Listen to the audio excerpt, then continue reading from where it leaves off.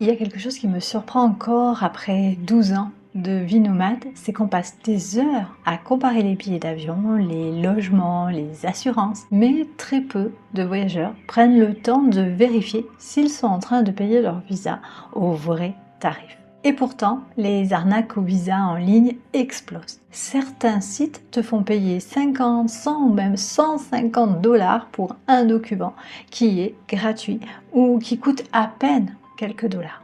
Aujourd'hui, je te montre les arnaques les plus courantes, je vais te donner des exemples de pays qui sont le plus concernés, les vrais prix et surtout comment éviter ces pièges-là.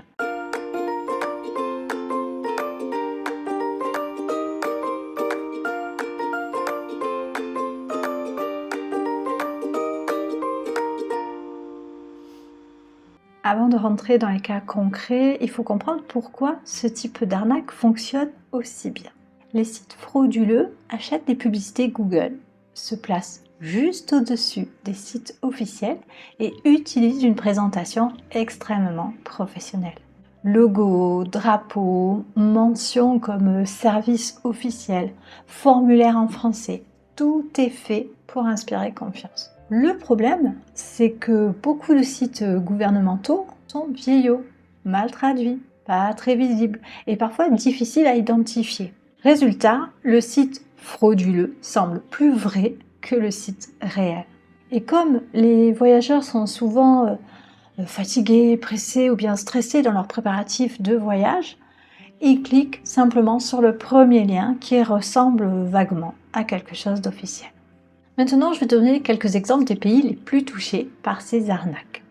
On va commencer par les États-Unis avec l'ESTA. C'est probablement l'arnaque la plus répandue. Ces sites obtiennent parfois le vrai ESTA, mais ils facturent des frais administratifs, des services premium ou un traitement accéléré de ton visa. Dans certains cas, ils ne font même pas la demande et tu t'en rends compte trop tard. Le gouvernement américain publie régulièrement des mises en garde parce que l'arnaque est devenue massive. Comme tu peux le voir sur la capture d'écran que je te mets juste ici, il y a tellement d'abus qu'il est à présent indiqué que le site n'est pas un site du gouvernement. Le deuxième pays, ça va être le Canada avec une demande d'AVE. L'autorisation de voyage pour le Canada coûte 7 $ canadiens. Pourtant, de nombreux sites vendent cette même autorisation entre 50 et 95 $. Et comme le site officiel n'est pas le mieux référencé, beaucoup de voyageurs se font avoir sans même s'en rendre compte. Ils s'imaginent qu'ils sont sur le bon site, le site du gouvernement, pour effectuer une demande officielle. Le troisième pays, ça va être l'Australie avec le e-Visitor ou bien l'ETA. Pour les Européens, le visa e-Visitor est gratuit. Pourtant, j'ai trouvé un site qui le vend à 34,90 € par personne. C'est totalement disproportionné, mais la plupart des gens ne connaissent pas le prix officiel et pensent que c'est normal. Alors, forcément, ils vont cliquer sur le lien et ils vont se rendre sur ce site pour faire leur demande. L'État, lui, coûte environ 20 $ australiens, mais il est souvent revendu 4 ou 5 fois plus cher. Certains sites vont quand même indiquer clairement que le e-Visitor est gratuit et qu'il y a des frais si on utilise les services de l'agence. Certains surfent sur la peur de se tromper en remplissant une demande de visa qui est souvent en anglais. C'est un business qui rapporte, ça c'est clair. Mais il fonctionne aussi beaucoup sur l'ignorance des tarifs ou de la gratuité de ces documents gouvernementaux. On en arrive au Vietnam avec le e-visa.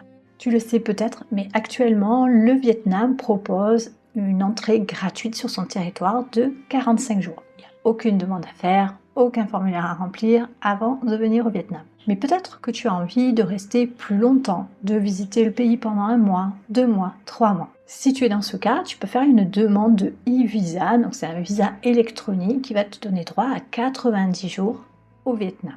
Le e-visa officiel coûte environ 25 $, mais les faux sites le proposent entre 70 et 160 €. On termine avec la Thaïlande. Mon propre constat récent, c'est d'ailleurs ce qui m'a donné envie de faire cette vidéo. J'étais en train de préparer notre voyage pour la Thaïlande. Donc je cherchais les informations par rapport à ce formulaire d'entrée qu'il faut à présent remplir en ligne. J'ai d'ailleurs fait une vidéo, un tuto pas à pas qui t'explique comment le remplir. Je mettrai cette vidéo juste à la suite de celle-ci si tu es intéressé, si tu prévois un futur voyage en Thaïlande, tu pourras regarder cette vidéo. Ça t'explique exactement comment remplir ce formulaire. Il est totalement gratuit, mais en faisant mes recherches, je suis tombée sur plusieurs sites qui le facturent plus de 50 € simplement pour un fichier PDF gratuit. Et c'est tellement bien présenté qu'un voyageur qui est peu habitué pourrait croire qu'il doit le payer à l'avance pour être accepté à l'immigration.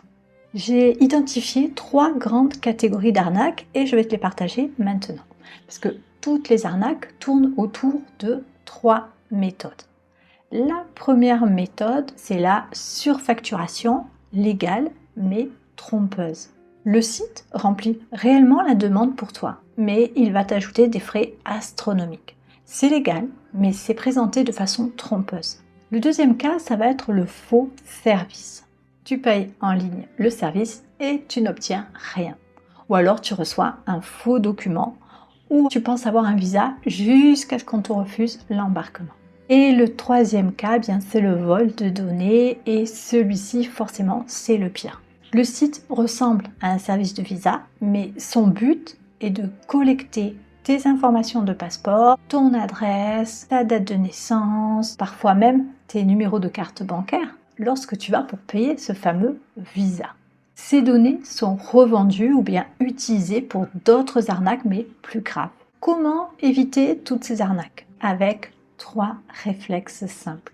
Le premier réflexe, c'est de toujours vérifier que le site officiel porte une extension gouvernementale. Selon les pays, tu vas avoir à la fin de l'URL .gov, .gouv.fr, .go.th. Les faux sites utilisent souvent .com, .org, .net, voire même .fr. Deuxième réflexe à avoir, chercher site officiel plus le pays sur une source fiable.